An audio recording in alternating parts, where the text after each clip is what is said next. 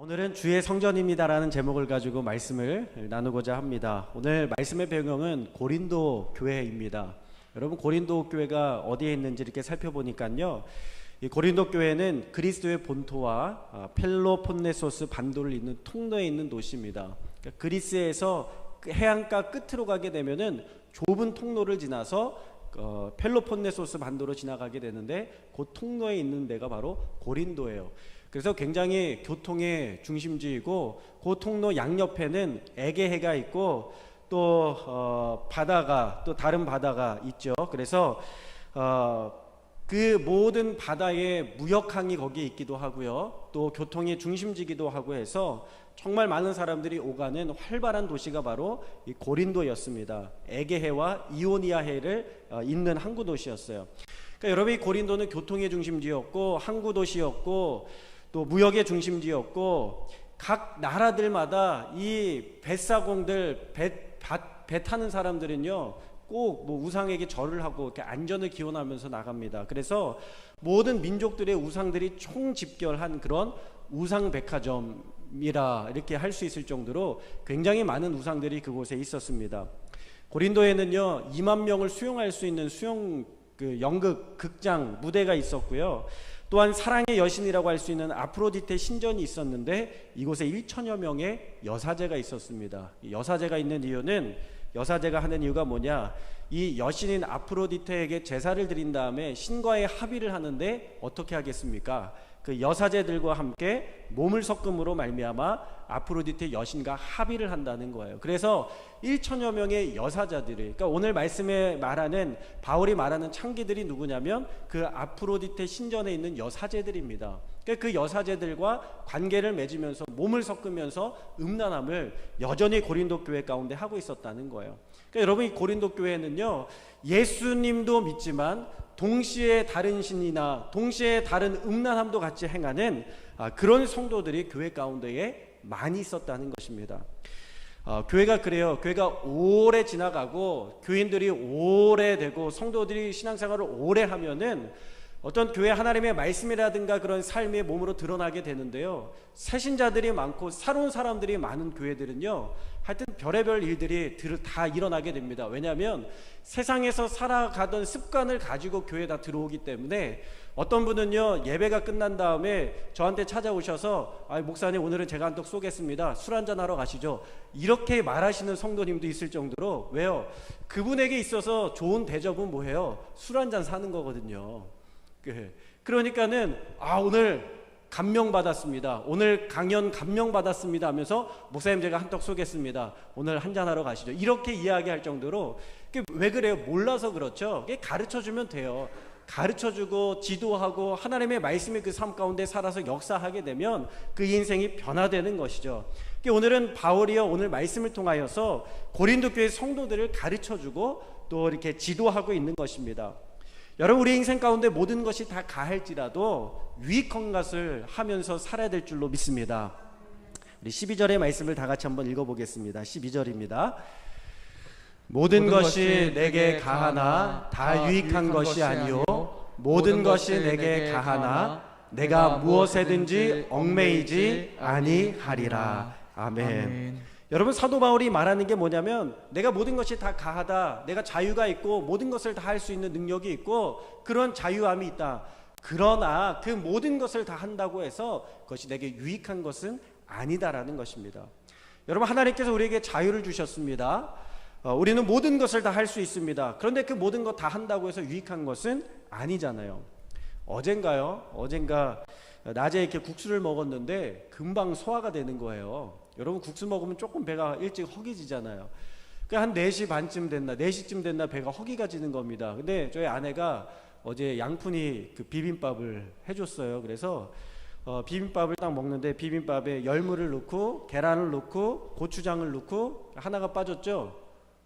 참기름이 빠졌어요. 들기름이 빠졌어요. 그래서 기름을 싹 넣으니까 얼마나 고소한지 고추장을 딱 넣어서 비벼서 이렇게 먹는데 너무 맛있는 거예요. 시장이 뭐라고 그러죠? 반찬이라고. 너무 맛있는 겁니다.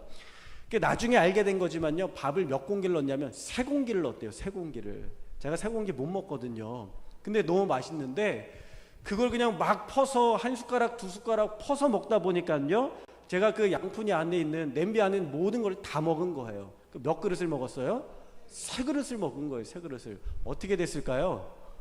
배탈이 났죠. 뭐 많이 먹고. 여러분, 먹는 거는 제 자유지만 그 뒤에는요, 그 자유에 대한 결과에 대한 책임을 져야 된다는 겁니다. 그 책임을 어디 가서 졌을까요? 화장실 가서 지는 거예요. 배탈이 나가지고 배가 아파오기 시작하는데 화장실을 1번 가고 2번 가고 3번 가는데요, 그 다음부터는 다리가 후들후들 거려가지고 화장실 가기가 쉽지 않더라고요.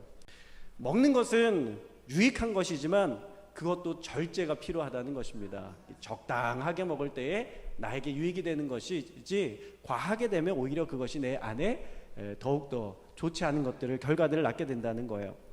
당시 그리스인들의 사고방식 속에는요, 영과 육이 분리되어 있었습니다. 영은 좋은 것이고 육은 아무렇게나 도 된다, 이렇게 생각을 했어요. 그래서 어차피 육이 뭐예요? 죽을 몸이고 사라질 몸이고 썩어질 몸이고 먼지가 돼서 사라질 몸이니까 영만 잘 관리하면 되고 영만 좋은 것을 주면 되고 육은 아무렇게나 살아도 된다, 그러한 생각들이 있었던 거예요. 그래서 그들의 영혼을 위해서는 철학을 하고 신을 섬기면서 좋은 것을 제공하지만 그들의 육신은 함부로 다루어서 음란과 정욕 가운데에, 쾌락 가운데 살아갔다는 것입니다. 오늘 바울은 그러한 그들의 생각에 제동을 거는 거예요. 그렇게 살면 안 된다. 우리가 영이 중요한 것처럼 육도 동일하게 중요하다 이야기하는 것이죠. 우리 13절의 말씀을 좀 다 같이 함께 읽어보면 좋겠는데요. 우리 13절의 말씀을 다 같이 함께 읽겠습니다. 시작. 음식은 배를 위하여 있고 배는 음식을 위하여 있으나 하나님은 이것저것을 다 패하시리라. 몸은 음란을 위하여 있지 않고 오직 주를 위하여 있으며 주는 몸을 위하여 계시느니라. 아멘. 여러분, 오늘 바울이 이야기하는 거예요. 하나님이 이것저것을 다 패하신다는 거예요. 그게 무슨 이야기입니까? 기존의 사고방식을 패하시고 새롭게 하신다는 것입니다. 어떻게 새롭게 하시느냐? 이제 몸이라는 것이 쾌락을 위하여 있는 것이 아니라, 육신의 즐거움을 위하여 있는 것이 아니라 하나님의 영광을 위하여 우리의 몸이 있다는 거예요. 그러니까 내가 살아도 하나님을 위하여 살고 내가 죽어도 하나님을 위하여 죽고, 우리가 모든 먹고 마시는 것들이 다 누구를 위하여 하는 것이냐? 내 육신의 쾌락과 즐거움을 위하여 하는 것이 아니라 하나님의 영광을 위하여 하는 것이 바로 우리가 먹고 마시는 일이라는 것입니다. 여러분, 다시 말해서 내 몸 사용 설명서를 새로 써낸 책인데 그 책의 제1장이 뭐냐? 내 몸의 사용 목적은 주를 위하여 사용해야 된다는 거예요. 여러분, 20절의 말씀에 보니까 이렇게 이야기하고 있죠. 값으로 산 것이 되었으니 그런즉 너희 몸으로 하나님께 영광을 돌리라. 주님께서 우리를 사셨다는 것입니다. 핏값으로 사셨다는 것입니다. 그러니까 여러분, 값을 치렀다는 것은 뭐예요? 값을 치른 사람에게 소유권이 넘어가게 된다는 거예요. 그러니까 우리의 소유권이 누구에 있냐면 예수님에게 있다는 것입니다. 그러니까 나를 위해서 쓸 것이 아니라 주님을 위해서 써야 된다는 거예요. 신앙생활 처음 하시는 분들이요, 꼭 물어보세요. 목사님, 교회 다니면 흡연하면 안 됩니까? 이렇게 물어보세요. 담배 피면 안 됩니까? 왜 안 됩니까? 성경 어디에 써 있습니까? 꼭 이 3가지를 꼭 물어보십니다. 여러분, 담배 피면 돼요, 안 돼요? 왜 대답이 없으세요? 여러분, 로마서 14장 8절 말씀에 보면은요, 이렇게 이야기하고 있죠. 우리가 살아도 주를 위하여 살고 죽어도 주를 위하여 죽나니 그러므로 사나 죽으나 우리가 주의 것이로다. 여러분, 내 몸이요 누구의 것입니까? 예수의 피로 말미암아 우리가 하나님의 것이 되었어요. 소유권이 나에게 있지 않고 하나님께 있습니다. 그러면요, 내가 하고 싶은 대로 하고 살면 됩니까? 내가 원하는 대로 하면서 살면 됩니까? 안 되는 거예요. 주인의 뜻을 따라서 살고 주인의 영광을 위하여 살고 주인의 이익과 목적을 위하여 살아가는 그러한 삶이 참된 그리스도인인 줄로 믿습니다. 그러니까 여러분, 담배 펴도 됩니까? 술 마셔도 됩니까? 물어보는 것 자체가 아직 내가 예수님을 주인으로 삼지 않고 살아가고 있다는 것을 이야기하는 거예요. 고린도전서 10장 31절 말씀에 그런즉 너희가 먹든지 마시든지 무엇을 하든지 다 하나님의 영광을 위하여 하라. 그러니까 첫째는 내 몸이 나의 것이 아니라 주님의 것이라는 것이고, 둘째는 우리가 하는 모든 행위가 다 하나님의 영광을 위하여 하는 행위가 되어야 되는 줄로 믿습니다. 그러니까 여러분, 왜 식사하십니까? 주님의 영광을 위하여, 내가 건강하여서 주님 앞에 영광 돌리기 위하여 그래서 먹는 거 아닙니까? 다이어트 하는 사람은 왜 다이어트 합니까? 날씬해져서 사람들에게 사랑받기 위해서요. 여러분, 날씬해져서 건강해져서 하나님 앞에 영광 돌리고 주님의 일을 감당하려고 다이어트 하는 것입니다. 그러니까 우리의 목적은 하나가 되어야 되는 거예요. 하나님의 영광을 위하여, 주님의 기쁨을 위하여, 주님을 위하여 하는 모든 일들이 되어야 될 줄로 믿습니다. 그러니까 여러분, 흡연하면 돼요, 안 돼요? 안 되는 것이죠. 하나님이 기뻐하십니까? 안 기뻐하시는 일입니다. 오히려 주님의 몸을 망치는 일입니다. 건강을 해치고 세포를 파괴하고 몸에서 냄새가 나게 되고 전혀 주님을 위한 일이 아니라는 것입니다. 그러면 우리가 명백하게 그것을 끊어야 되고 중단해야 될 줄로 믿습니다. 술 마시는 것도 마찬가지죠. 꼭 물어보세요. 목사님, 술 마셔도 됩니까? 성경에 술 취하지 말라고 되어 있지 언제 술 마시지 말라고 되어 있습니까? 여러분, 성경에 술 취하지 말라고 되어 있잖아요. 근데 그런 말하는 사람이요, 꼭 술 마시면 취해요. 꼭 취하더라고요. 그리고 코가 삐뚤어져 가지고 인사불성이 될 때까지 마시는 겁니다. 여러분, 술 마시는 것이 주님의 영광을 위한 일입니까? 거의 대부분은요, 주님의 영광을 위하여 마시는 것이 아니라 내 이익과 내 즐거움과 내 사생활과 내 관계를 위해서 마시는 일인 것입니다. 근데 이스라엘은 포도주를 마시잖아요. 왜 포도주 마셔요? 이스라엘 물이 귀한 나라예요. 석회질로 가득한 물이 석회질로 많이 포함이 되어 있습니다. 그래서 포도주를 주로 마셔왔던 것입니다. 어떤 목사님이요, 비행기를 딱 타셨어요. 네, 비행기 탔는데 너무 두통이 심한 거예요. 미국에서 한국에 와야 되는데 15시간을 비행기 타고 와야 되는데 두통이 너무 심한 거예요. 근데 이 목사님이요, 옆에서 보고 계시던 사모님이 한마디 하시는 거예요. 목사님, 너무 두통이 심해서 잠도 안 오면 포도주 한 잔 이렇게 드시고 주무시면 어떻겠습니까? 근데 이 목사님이요, 성찬식 때 그 성찬에 있는 포도주 조그만 걸 한 잔 마셔도 얼굴이 빨개지는 그런 목사님이셨거든요. 근데 이게 너무 두통 때문에 고통스러워하니까 사모님이 이 승무원 아가씨에게 포도주 한 잔을 부탁을 합니다. 목사님이 포도 한 잔을 다 마셨어요. 내일 예배도 인도해야 되니, 내일 설교도 해야 되니 포도주 한 잔 마시고 푹 주무세요 하고 사모님이 권해서 포도주를 마셨습니다. 포도주 한 잔 딱 마시고 나니까요, 이 승무원이 와가지고 이렇게 물어보는 거예요. 목사님 한 잔 더 하시겠습니까? 이분이 목사님인 거를 모른 척하고 숨기고 있었는데 알아본 모양이에요. 굉장히 부끄러웠다고 하시더라고요. 우리가 예수 믿고 자유가 있다고 해도요, 모든 것이 다 유익하고 모든 것이 다 복된 것이 아님을 깨닫고요, 주님의 영광을 위하여 순종하며 살아가야 될 줄로 믿습니다. 이 시대의 가장 큰 문제 중에 하나가 뭐냐면, 여러 가지 문제들이 있지만 이 고린도전서 6장과 5장의 말씀에서는 음란함에 대해서 이야기를 하니까 비신앙인들 가운데에 자유라고 착각하며 사는 것들이 있습니다. 바로 뭐냐면 이 동성애라는 거예요. 동성애. 이 동성애가 하나님의 영광을 위한 것입니까? 아닙니다. 동성애는요, 철저히 개인의 쾌락을 위한 것이 바로 동성애예요. 동성애는 의학적으로도 뭐 질병도 아니고 DNA에서 유전적으로 물려받는 것도 아니고요, 철저히 쾌락을 위해서 하는 행동이 동성애라는 것입니다. 소돔과 고모라가 망한 이유가 무엇입니까? 그들이 하나님의 말씀에 순종하지 아니하고 하나님의 법을 따르지 아니하고 철저히 육신의 쾌락과 정욕을 따라서 그들이 살았잖아요. 동성애가 가득하고 만연했던 도시가 바로 소돔과 고모라였습니다. 동성애가 만연한 지역에는요, 반드시 살인과 강도가 일삼습니다. 왜 그런지 아세요? 자신 하고 싶은 대로 살기 때문에, 자신의 기분 내키는 대로 살기 때문에 살인과 강도가 많을 수밖에 없어요. 그러나 하나님의 말씀 가운데 순종하며 절제하는 곳에는요, 평화와 기쁨이 가득하게 되는 줄로 믿습니다. 여러분, 동성애는요, 하나도 좋은 것이 없습니다. 사회를 파괴해요. 나라의 근간을 이루는 가정을 파괴하고, 부모로부터 얻게 되는 아이들의 정서를 파괴하고, 결혼을 파괴하게 되고, 건강을 파괴하게 되고요. 이 에이즈 치료는요, 나라에서 100% 부담한대요. 100%. 이 약이 한 달치 약이 600만 원인데 1년이면요, 약값만 7,200만 원이 들어가는 거예요. 한 사람한테. 약값으로 7,200만 원이에요. 어마어마한 돈이잖아요.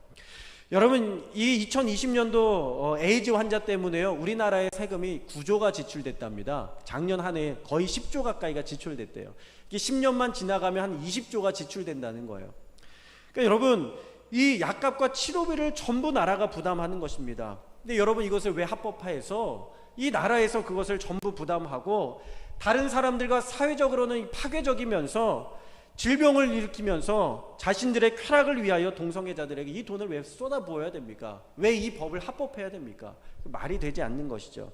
오히려 그들을 막고 안 된다, 그거 좋은 것이 아니다, 권면하고 바른 길로 걷게 해서 육체적으로도 건강하고 정신적으로도 건강하고 사회적으로도 건강하고 나라 재정적으로도 건강하게 만드는 것이 바른 길 아니겠습니까? 잘못하는 아이한테 가가지고 더 해라 부추기면서 그렇게 만들어주는 법이 세상에 어디에 있습니까? 그러니까 오늘날 교회가 정말 깨어서 이 시대의 흐름을 분별하고 영적인 흐름을 분별하고 정말 하나님의 말씀대로 거룩하고 바른 나라 만들어갈 수 있도록 우리가 기도하면서 하나님의 말씀을 세상 가운데 외쳐야 될 줄로 믿습니다. 여러분이 동성애 문제가 또 왜 중요하냐면, 왜 막아야 되냐면요, 이 성적인 자기 취향에 따라서 사는 사람들은요, 이 그 외 모든 것들을 다 합법화하는 물꼬가 되기 때문에 그렇습니다. 그리고 법의 근간이 흔들리는 거예요. 오늘 내가 남자가 좋아지면 동성애자가 되고요, 내일은 여자가 좋아지면 양성애자가 되고요, 모레는 동물이 좋아지면 동물 성애자가 되고, 그 다음에 아동이 좋아지면 아동 성애자가 되는 것입니다. 그랬다가 다시 남자가 좋아지면 뭐가 돼요? 동성애자가 되는 거예요. 여러분, 기준이 없어요? 있어요? 없어요? 기준이 없어요.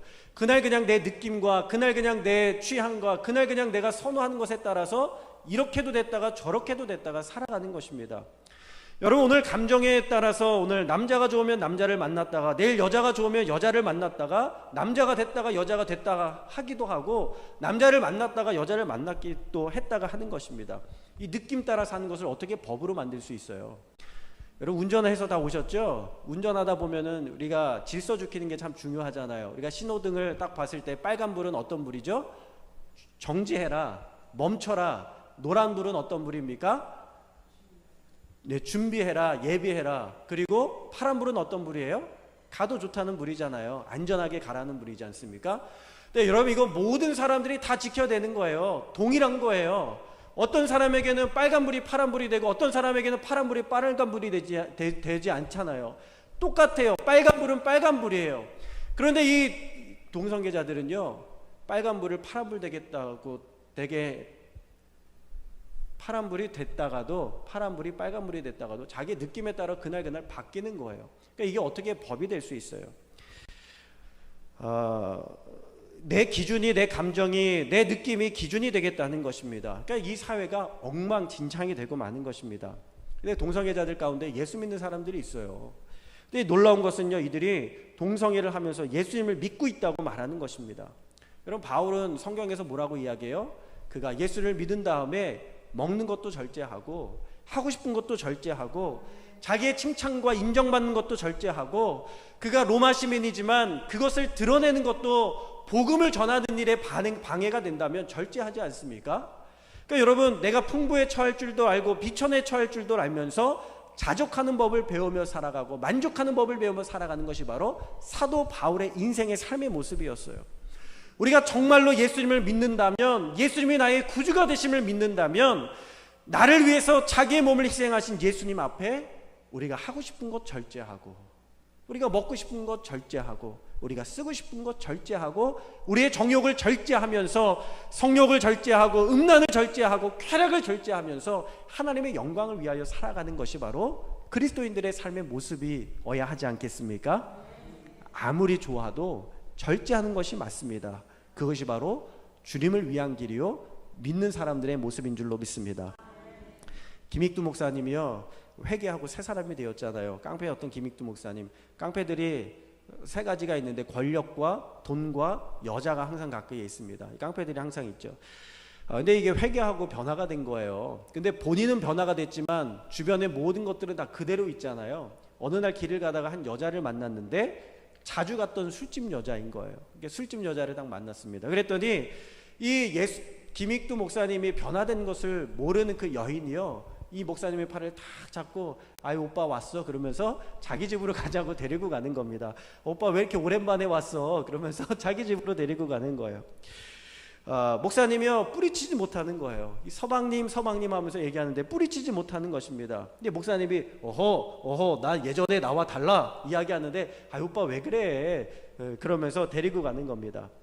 여러분 그 여인의 집에 들어갔는데 어떤 생각이 드냐면 내가 여기에 있다가는 망하겠구나, 내가 여기 있다가는 유혹에 넘어가겠구나, 내 신앙과 믿음이 끝장나겠구나 하는 생각이 들자 어떻게 해야 돼요? 나와야 되잖아요. 그러니까는 나 화장실 좀 갔다 올게 하고 나오려고 하는데 이 여인이 끝까지 잡으면서 뭘 멀리 화장실까지 가, 내가 요강 갖다 놨으니까 여기다 싸 그러면서 끝까지 붙들고 놓지를 않는 것입니다. 문이 딱 잠기는 순간 어떤 마음이 드냐면 마음이 다 녹아내리는 거예요. 이제 아무도 보지 않고 이 폐쇄된 방 안에 그녀와 나만 있잖아요.